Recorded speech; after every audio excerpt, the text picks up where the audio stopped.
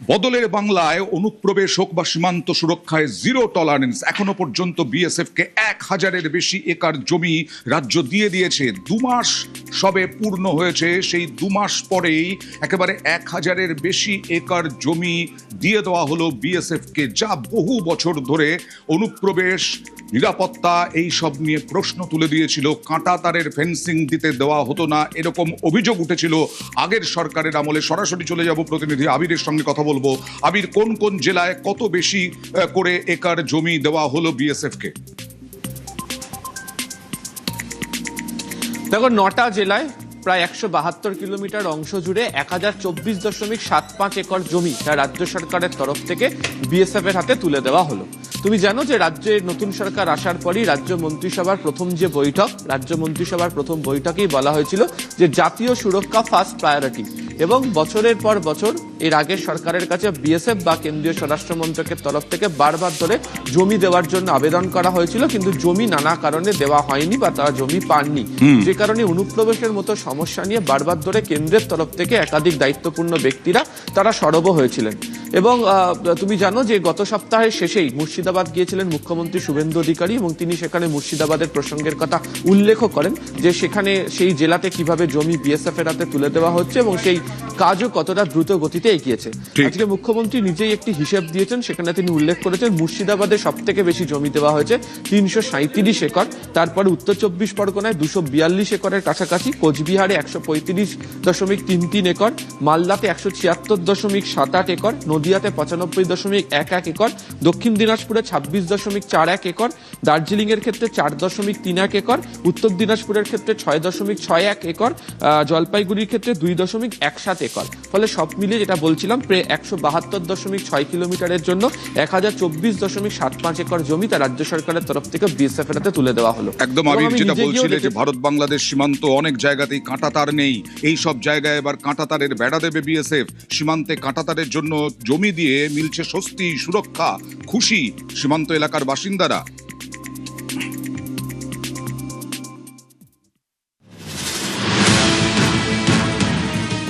আমাদের খুবই ভালো লাগছে, কারণ চলনকারী যেভাবে বৃদ্ধি হয়েছে তাতে এটা রোখা যাবে টাকাটা দেওয়ার মাধ্যমে। এখন নতুন সরকার এসেছে, আর কোনো সমস্যা নেই, খুব তাড়াতাড়ি শীঘ্রই কাটাতারটা হয়ে যাবে মনে হচ্ছে। আমাদের যদি বেড়া কাটাটা হয়ে যায় তাহলে আমরা অনেক সুরক্ষিত থাকবো আর কি।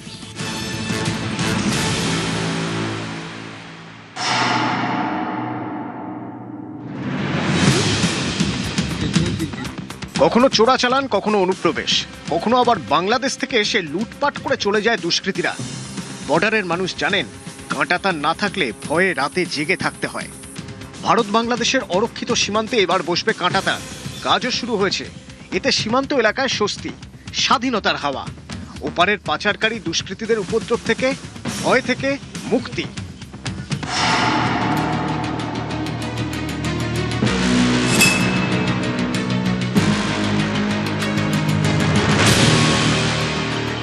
দেশভাগের সময় মালদা পূর্ব পাকিস্তানের অংশে পড়ে। এখানে 18ই আগস্ট স্বাধীনতা দিবস পালন হয়। যখন 1947 সালে যখন ভারত হয়, মালদা ডিস্ট্রিক্টটাকেও নেওয়া হবে। পাকিস্তানের মধ্যে 3টা ডিস্ট্রিক্টকে মনে হয় নেওয়া হবে, কিন্তু এই জন্য আমাদের এখানকার যারা বিশিষ্ট ব্যক্তি ছিল ওরা বহু লড়াই করে 3 দিন পরে আমরা স্বাধীনতা পেয়েছি। শোনা কথা এগুলো আমাদের। এমন একটি জেলার প্রায় 33 কিলোমিটার সীমান্তে কাঁটাতার নেই। রাজ্যে পালা বদলের পর এবার এই অংশে কাঁটাতার দেওয়ার কাজ শুরু হয়েছে। ওল্ড মালদার মুচিয়ায় নিজে থেকে এগিয়ে এসে জমি দিচ্ছেন মানুষ। আমি দাঁড়িয়ে রয়েছি মালদহের ভারত বাংলাদেশ সীমান্ত, পুরাতন মালদহের মুচিয়া এলাকায়। ভারত বাংলাদেশের একদম সীমান্ত ঘেঁষা এই গ্রাম, এখানে বেশ কিছু এলাকা কিন্তু এখনো কাঁটাতার বিহীন। এই এলাকা দ্রুত কাঁটাতার হোক চাইছেন এলাকার বাসিন্দারা। আমরা চাই তার হয়ে যাক। এটা নতুন সরকার তো বলেছে হবে, হলে খুব ভালো হয়। আপনারা আশা দেখছেন, খুশি? হ্যাঁ, আমরা খুব এটা হলে খুবই খুশি হবো। আমরা সুবিধা হবে কি, বাংলাদেশ থেকে যেটা আমাদের অনুপ্রবেশকারী আসতো সেটা হয়তো বাধা পাবে, তারপরে গরু পাচারটা হচ্ছে সেটা হবে না।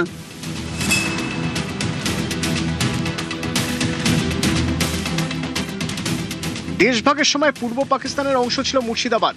15ই আগস্টের দুদিন পর মুর্শিদাবাদকে ভারতের অংশ বলে ঘোষণা করা হয়। মুর্শিদাবাদের প্রায় 42 কিলোমিটার সীমান্ত এলাকায় কাঁটাতার নেই। সেখানেই এবার কাঁটাতার বসানোর জন্য বিএসএফকে দেওয়া হয়েছে প্রায় 39 একর জমি। মাঝে মধ্যেই বাংলাদেশ থেকে অনুপ্রবেশকারীরা ঢুকে চুরি ডাকাতি, জমির ফসল এবং পাচারের কাজ করত এবং এই এলাকার মানুষের জীবন অতি কষ্টে কাটত। কিন্তু নতুন সরকার আসার পরেই ফেন্সিং দেওয়ার উদ্যোগ নিয়েছে। ইতিমধ্যেই বেশ কিছুটা হলেও ফেন্সিং দেওয়ার কাজ শুরু হয়ে গেছে। সীমান্তে কাঁটাতার দেওয়া হোক, বর্ডারের মানুষরা চেয়েছেন বহুদিন ধরে। অবশেষে মিলেছে ভরসা, স্বস্তি। আমাদের খুবই ভালো লাগছে, কারণ চোরাজ চালানকারী যেভাবে উদ্বুদ্ধ হয়েছে তাতে এটা রোখা যাবে তার কাটা দেওয়ার মাধ্যমে, এবং অনুপ্রবেশকারীও খুব যেহেতু ভারতে প্রবেশ করছে সেটা বন্ধ হবে।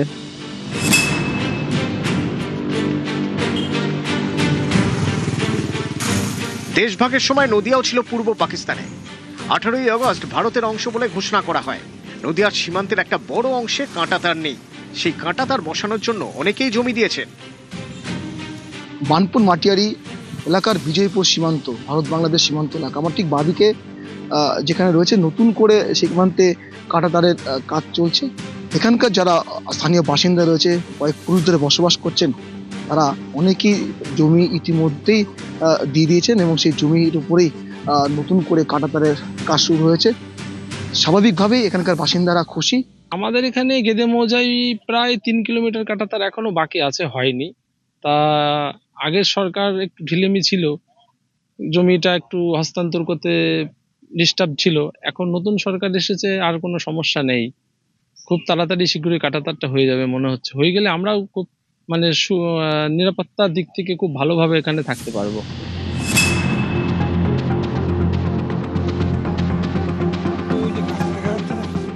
জলপাইগুড়ি জেলার দক্ষিণ বেরুবাড়ি, পাশেই বাংলাদেশ।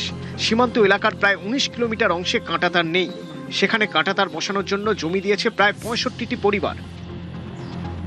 ইতিমধ্যে এখানে ল্যান্ড ডিমার্কেশনের প্রক্রিয়াও শুরু হয়ে গেছে। এই এলাকার বাসিন্দাদের বক্তব্য, এই এলাকায় কাঁটাতারের বেড়া হলে পরে শুধু তাদের নিরাপত্তা বা দেশের নিরাপত্তা নয়, একটি দীর্ঘদিনের সমস্যাও মিটে যাবে। এই দীর্ঘদিনে একটা সমস্যা ছিল, এই সমস্যাটা ইতিমধ্যে মিটে গেছে। এখানকার মানুষ তার কাটার বেড়া, বর্ডার রোড, বাড়িঘর রেখে যখন দিচ্ছে, তখন আনন্দের সহিত সবাই জমির এনওসি দিয়ে দিচ্ছে, মাপযোগ্য হয়ে গেছে, পিলারিংও হয়ে গেছে।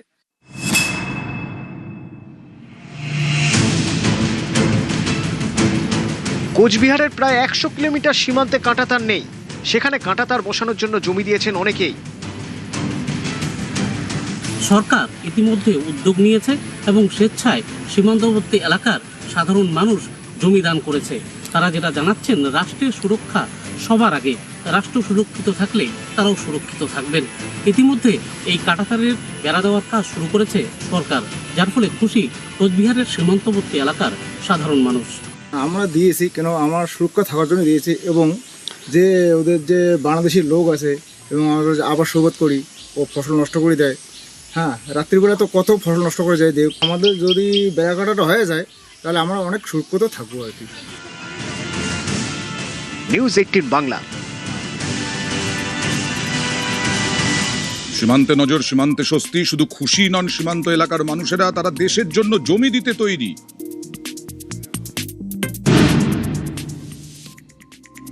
আমরা খুব আনন্দিত। কাঁটাতারের বেড়া হলে আমাদের খুব ভালো হবে।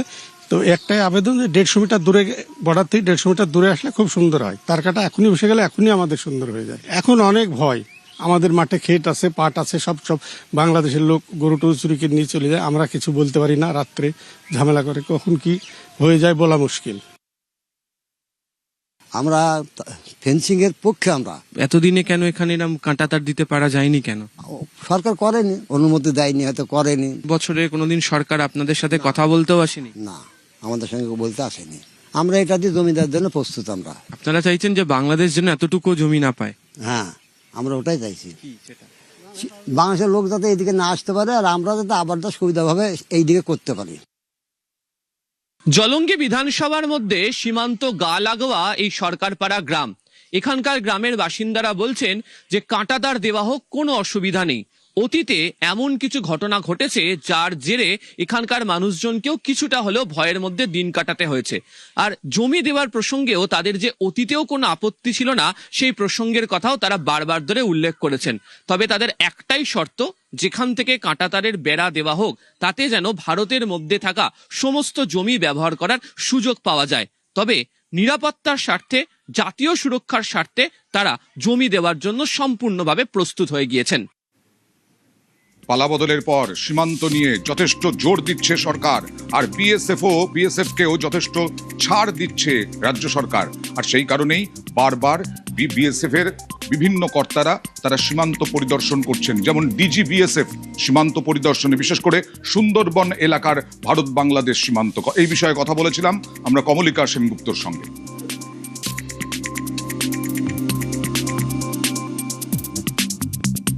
ডিজি প্রবীণ কুমার, তিনি নিজে গত 11ই জুলাই থেকে 14ই জুলাই এবং প্রতিদিন তিনি এই প্রত্যেকটা যে সীমান্তবর্তী জায়গা রয়েছে সেখানে গিয়ে কিন্তু নিজে পরিদর্শন করছেন, এবং যেরকম আমাদের কাছে হাতে এসে পৌঁছেছে এক্সক্লুসিভ তার ছবি, সুন্দরবন যে এলাকা আছে সেই সুন্দরবন এলাকা, দক্ষিণ 24 পরগনার বিস্তীর্ণ এলাকা, সেই সমস্ত জায়গায় গিয়ে তিনি দেখেছেন যে কিভাবে কাজ হচ্ছে এবং কতটা কাজ এগিয়েছে। মুখ্যমন্ত্রী তিনি টুইট করেছেন যে 1000 একরের বেশি জমি দিয়ে দেওয়া হয়েছে। নিউজ 18 বাংলায় প্রথম চ্যানেল যারা পৌঁছেছিল এই সীমান্তে, সেটাও আমরা দেখিয়েছিলাম।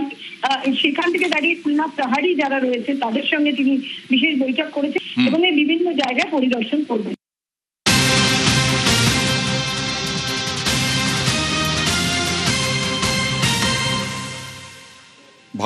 ভারতে চিকিৎসা করতে বাংলাদেশ থেকে বহু মানুষ আসেন চিকিৎসা করার জন্য এখানকার বিভিন্ন বেসরকারি হাসপাতাল, নার্সিংহোমে।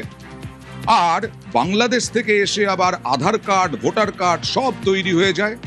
বিজেপি রাজ্য সভাপতি সাংসদ শ্রমিক ভট্টাচার্য আজকে কড়া বার্তা দিলেন এইসব নার্সিংহোম এবং হাসপাতালের জন্য। কি বললেন দেখুন। বাংলাদেশের পরিস্থিতি পরিবর্তন হয়েছে। পশ্চিমবঙ্গের বিভিন্ন জায়গায় মেডিকেল ইনফেকশন বাড়ছে। বহু বাংলাদেশি নাগরিক তারা অবৈধভাবে ভারতবর্ষে ঢুকে তাদের পরিচয়ের অন্য একটি প্রমাণপত্র হিসেবে ব্যবহার করার চেষ্টা করছেন যে তারা এখানের একটি হসপিটাল থেকে চিকিৎসা পেয়েছে। এই বিষয়টা থেকে সতর্ক থাকবেন। যারাই আপনাদের কাছে আসবে চিকিৎসার জন্য, সরকারি মেডিকেল কলেজ বা প্রাইভেট মেডিকেল কলেজ বলে কোনো বিষয় নেই, হসপিটাল কিংবা নার্সিং হোম বলে কোনো বিষয় নেই, যারাই আসবে তাদের পরিচয়পত্র, তাদের আধার কার্ড চেক করবেন এবং চেক করবেন সাইন্টিফিক্যালি। সহজেই বোঝা যায় কোনটা জালি এবং কোনটা জালি নয়। এই ব্যাপারে খুব সতর্ক থাকবেন, কারণ এখানে এই প্রচেষ্টা চলেছে বিভিন্ন সীমান্তবর্তী জেলায়। কোনো ধরনের অমনোযোগিতার কারণে কিন্তু এই ইনস্টিটিউট যে কোনো সময় একটি বিপদের সম্মুখীন হতে পারে, বিতর্কে জড়িয়ে পড়তে পারে, তাতে সকলের কল্যাণ হবে না। ভুড়ি ভুড়ি দুর্নীতি, কাটমানি, তোলাবাজির অভিযোগ পঞ্চায়েত প্রধানদের বিরুদ্ধে। বহু পঞ্চায়েত প্রধান তৃণমূলের পালা বদলের পরে উধাও। নতুন আইন আনছে রাজ্য সরকার।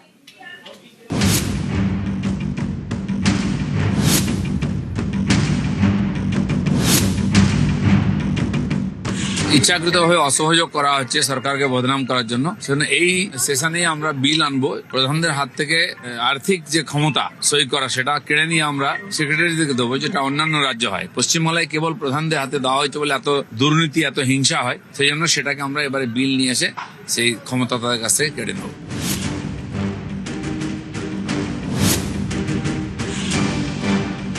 মিলেছে কেন্দ্রীয় বরাদ্দ, কিন্তু একাধিক পঞ্চায়েত প্রধানের অনুপস্থিতি থাকার জেরে বেশিরভাগ গ্রাম পঞ্চায়েতে শুরু করা যাচ্ছে না 125 দিনের কাজ। বেশিরভাগ গ্রাম পঞ্চায়েতে দখলে রয়েছে তৃণমূল কংগ্রেসের, আর সেই সব তৃণমূল কংগ্রেসের প্রধান উপপ্রধানদের দেখা না পাওয়ায়, খোঁজ না পাওয়ায় শুরু করা যাচ্ছে না 125 দিনের কাজ। আর জানিয়ে রীতিমতো উদ্বিগ্ন রাজ্য সরকার। কেন্দ্রের বরাদ্দ মিললেও রাজ্যে 2900 গ্রামে 125 দিনের কাজ শুরু হয়নি। এই পরিস্থিতিতে পঞ্চায়েত প্রধানদের খুঁজে বের করতে তৎপর পঞ্চায়েত সচিব। পঞ্চায়েত প্রধানদের খোঁজার নির্দেশ জেলা শাসকদের। আইন বদলের পথেও হাঁটছে সরকার। প্রধানদের পরিবর্তে সরকারি আধিকারিকদের দেওয়া হবে টাকা খরচের ক্ষমতা। ইচ্ছাকৃতভাবে অসহযোগ করা হচ্ছে সরকারকে বদনাম করার জন্য। সেজন্য এই সেশনে আমরা বিল আনবো, প্রধানদের হাত থেকে আর্থিক যে ক্ষমতা সই করা সেটা কেড়ে নিয়ে আমরা সেক্রেটারিদেরকে দেবো, যেটা অন্যান্য রাজ্য হয়। পশ্চিমবাংলায় কেবল প্রধানদের হাতে দেওয়া হয়েছে বলে এত দুর্নীতি, এত হিংসা হয়, সেই জন্য সেটাকে আমরা এবারে বিল নিয়ে এসে সেই ক্ষমতা তাদের কাছ থেকে কেড়ে নেব।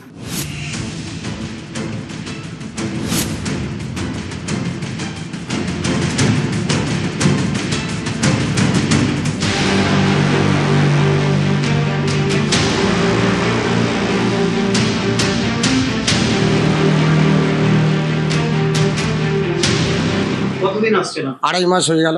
125 দিনের কাজ চালু না না না, কোনো কাজই চালু হয়নি। বাড়ি ধান্য কাটা, বাড়িতে আসেন উনি? না সেটা বলতে পারবো না বাড়িতে আছে কিনা। গ্রাম পঞ্চায়েতের প্রধান অনামিকা হালদার তিনি দীর্ঘদিন থেকেই পঞ্চায়েতে আসছেন না, ফলেই পঞ্চায়েতের অচলাবস্থা চলছে, কোনো পরিষেবা সাধারণ মানুষ পাচ্ছে না, এমনটাই অভিযোগ করা হচ্ছে। আমরা এখন অনামিকা হালদারের বাড়ির কাছেই এসেছি। অনামিকা দি বাড়িতে আছেন?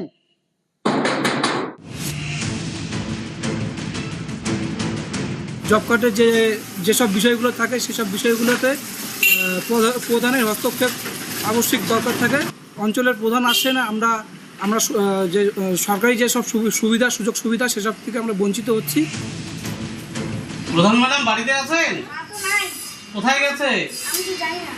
80% গ্রাম পঞ্চায়েত, পঞ্চায়েত সমিতি, জেলা পরিষদ, পুরসভা পালিয়ে বেড়াচ্ছেন, অফিস করছেন না। কোনো কাজ কোনো ব্যক্তির জন্য আটকে থাকা উচিত নয়। পলাতক পঞ্চায়েত প্রধান, জেলা পরিষদ এদেরকে শোকজ করতে। এরা যদি অবিলম্বে নিয়ম মেনে আধিকারিকদের সঙ্গে সহযোগিতা না করেন, যে ব্যবস্থা আইনে বলা আছে সেই ব্যবস্থা নিয়ে দ্রুত ফান্ড খরচ করতে হবে। চুরি চামারি যারা করেছেন থানায় গিয়ে আত্মসমর্পণ করুন, প্রয়োজন হলে পদত্যাগ করে দিন, পাবলিক ফেস করতে পারছেন না। কিন্তু এই ধরনের নিরুদ্দেশ হয়ে যাবেন না। 1 জুলাই থেকে রাজ্যে চালু হয়েছে 125 দিনের কাজ। প্রধান উপপ্রধানদের দেখা না মেলায় অনেক জায়গাতেই কাজ শুরু হয়নি। 3339-এর মধ্যে 2900 গ্রামে থমকে কাজ। দার্জিলিং, কালিম্পংয়ে শুরুই হয়নি 125 দিনের কাজ। মুর্শিদাবাদ, উত্তর 24 পরগনা, দক্ষিণ 24 পরগনায় অধিকাংশ গ্রাম পঞ্চায়েতেই কাজ শুরু হয়নি। কেন্দ্রীয় বরাদ্দ এলেও একাধিক জেলার এই পরিসংখ্যানে উদ্বিগ্ন রাজ্য। চিন্তায় পঞ্চায়েত দপ্তর। পঞ্চায়েত প্রধানদের খুঁজে বের করা এখন চ্যালেঞ্জ। প্রধানদের খুঁজে দ্রুত কাজ শুরু করতে জেলা শাসকদের নির্দেশ পঞ্চায়েত সচিবদের। আইন অনুযায়ী পঞ্চায়েতে টাকা খরচের ক্ষমতা থাকে পঞ্চায়েত প্রধানদের হাতে, কিন্তু তাঁদেরই দেখা না মেলায় থমকে কাজ। টাকা পাচ্ছেন না গ্রাম বাংলার খেটে খাওয়া মানুষরা। পরিস্থিতির গুরুত্ব বুঝে আইন সংশোধনের পথে সরকার। প্রধানদের থেকে কেড়ে নেওয়া হবে ক্ষমতা, টাকা খরচের ক্ষমতা থাকবে সরকারি আধিকারিকদের হাতে। ইচ্ছাকৃতভাবে অসহযোগ করা হচ্ছে সরকারকে বদনাম করার জন্য। সেজন্য এই সেশনে আমরা বিল আনবো, প্রধানদের হাত থেকে আর্থিক যে ক্ষমতা সই করা সেটা কেড়ে নিয়ে আমরা সেক্রেটারিদেরকে দেবো, যেটা অন্যান্য রাজ্য হয়। পশ্চিমবাংলায় কেবল প্রধানদের হাতে দেওয়া হয়েছে বলে এত দুর্নীতি, এত হিংসা হয়, সেই জন্য সেটাকে আমরা এবারে বিল নিয়ে এসে সেই ক্ষমতা তাদের কাছ থেকে কেড়ে নেব। ক্যামেরায় সুব্রত জানার সঙ্গে সোমরাজ বন্দ্যোপাধ্যায়, নিউজ 18 বাংলা। পঞ্চায়েত প্রধানদের হাতে আর ক্ষমতা থাকছে না, আর্থিক ক্ষমতা। এই খবর নিউজ 18 বাংলার সিলমোহর। নিউজ 18 বাংলায় প্রথম দেখিয়েছিল। দেখুন। জব কার্ডে টাকা পেয়েছেন? না, দেয় না আমাদের নেতারা, খেয়ে নিয়েছে। জব কার্ড আমি পাইনি, 5 বছর 6 বছর তারপরে জব কার্ডটা দিয়েছে, টাকা কোনোদিন পাইনি। না, আমরা টাকা পাইনি। আমাদের 18,000-এর মধ্যে 4,000 টাকা দিয়েছে, বাদ বাকি টাকা বাকি আছে। পঞ্চায়েতে গেছি, ব্যাংকে গেছি, টাকা ঢুকলেই দিব, তাই বলে দেয়নি। মহাত্মা গান্ধী বলেছিলেন, প্রকৃত ভারত গ্রামে থাকে। গ্রামের অর্থনীতিকে সচল রাখতেই শুরু হয়েছিল পঞ্চায়েতি রাজ। ত্রিস্তরীয় পঞ্চায়েত ব্যবস্থা। তৃণমূল জামানায় এই পঞ্চায়েতের কাজে পাহাড় প্রমাণ দুর্নীতির অভিযোগ উঠেছে। 100 দিনের কাজ থেকে উন্নয়নের টেন্ডার, রাস্তার পিচ, সবকিছুতেই দুর্নীতির অভিযোগ। পালাবদলের বাংলায় পঞ্চায়েতকে দুর্নীতিমুক্ত করতে এবার নয়া পদক্ষেপ মুখ্যমন্ত্রী শুভেন্দু অধিকারী সরকারের।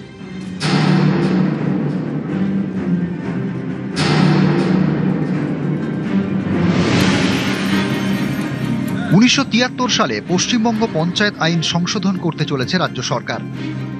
গ্রাম পঞ্চায়েত প্রধানদের হাত থেকে আর্থিক ক্ষমতা তুলে নিতে চাইছে রাজ্য। তার পরিবর্তে পঞ্চায়েতের খরচে অনুমোদন দেবেন দায়িত্বপ্রাপ্ত সরকারি আধিকারিক। প্রতিটি পঞ্চায়েতে একজন করে এক্সিকিউটিভ অ্যাসিস্ট্যান্ট থাকেন। সংশোধনী পাশ হলে তাঁর হাতেই যাবে পঞ্চায়েতের আর্থিক ক্ষমতা। তৃণমূল জমানায় পঞ্চায়েতে বেলাগাম দুর্নীতির অভিযোগ উঠেছে। গ্রামবাসীদের ক্ষোভের মুখে পড়তে হয়েছে একের পর এক নেতাকে। অনেকে বলেন গ্রামের এই ক্ষোভই আছড়ে পড়েছে ইভিএমে। গ্রাম বাংলায় ভরাডুবি হয়েছে তৃণমূলের। অর্থ নিয়ে অনর্থ, পঞ্চায়েতে এবার এই অর্থ আর রাজনীতিকদের হাতে রাখতে চায় না সরকার।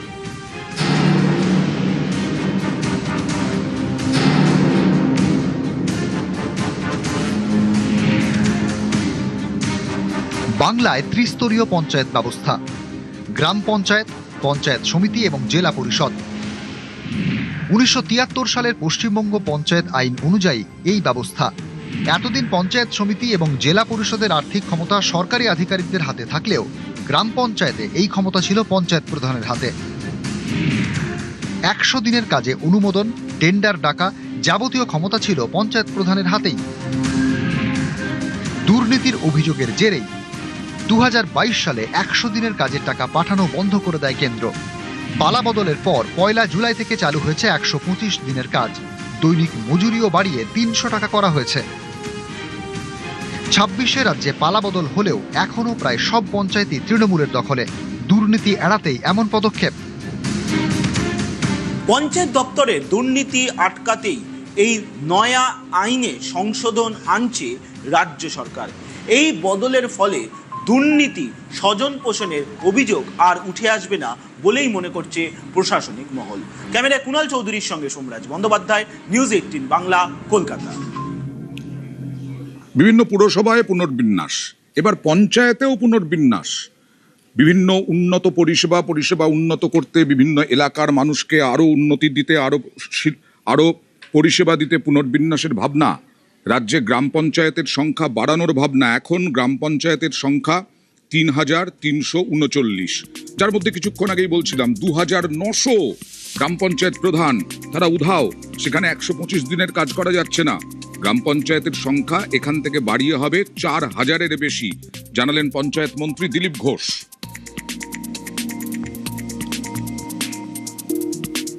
আমি পঞ্চায়েত মন্ত্রী, আমাদের এখানে এক একটা পঞ্চায়েতে 30টার বেশি পর্যন্ত সদস্য আছে, আর কোথাও 10টা-12টাও আছে ওয়েস্ট বেঙ্গলে। অন্য রাজ্যে তো 3-4টের বেশি নয় একটা পঞ্চায়েত।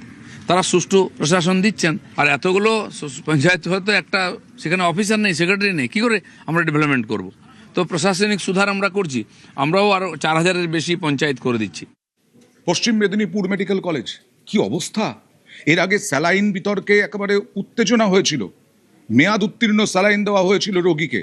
আর এবার স্টোর রুমে ইঁদুরের গর্ত, উই পোকা, এই সব কিছুই দেখা গেল। আজকে বিধায়ক গিয়েছিলেন মেডিকেল কলেজে, সেখানে গিয়েই মেয়াদ উত্তীর্ণ ওষুধ, এই সমস্ত কিছুই পাওয়া গেল।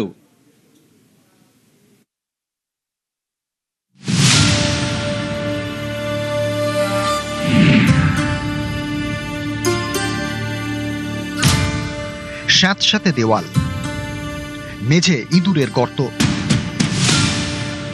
দেওয়ালে উইয়ের বাসা, ঘুরছে সাপ। ড্যাম মেঝে রাখা হয়েছে ওষুধের বাক্স। এভাবেই নষ্ট হচ্ছে মূল্যবান ওষুধ। এ ছবি মেদিনীপুর মেডিকেল কলেজের মেডিসিন স্টোর রুমের। ওষুধ রাখার জায়গা, সেখানেই এমন দুরবস্থা। জরাজীর্ণ স্টোর রুমের দেওয়াল পেঁচিয়ে ধরেছে বট অসত্যের শিকড়। মেঝে পড়ে নষ্ট হচ্ছে ওষুধ। ফের বিতর্কে মেদিনীপুর মেডিকেল কলেজ। কদিন আগে মেয়াদ উত্তীর্ণ স্যালাইনে রোগীর মৃত্যুর অভিযোগ ওঠে। স্বাস্থ্য ভবন রিপোর্ট তলব করে। এরপরই মঙ্গলবার হাসপাতালে স্বাস্থ্য খতিয়ে দেখতে সারপ্রাইজ ভিজিটে যান মেদিনীপুরের বিধায়ক শঙ্কর বুছাইল। স্টোর রুমে ঢুকতেই চোখ কপালে। মেডিসিন স্টোর রুমে বেহাল ছবি।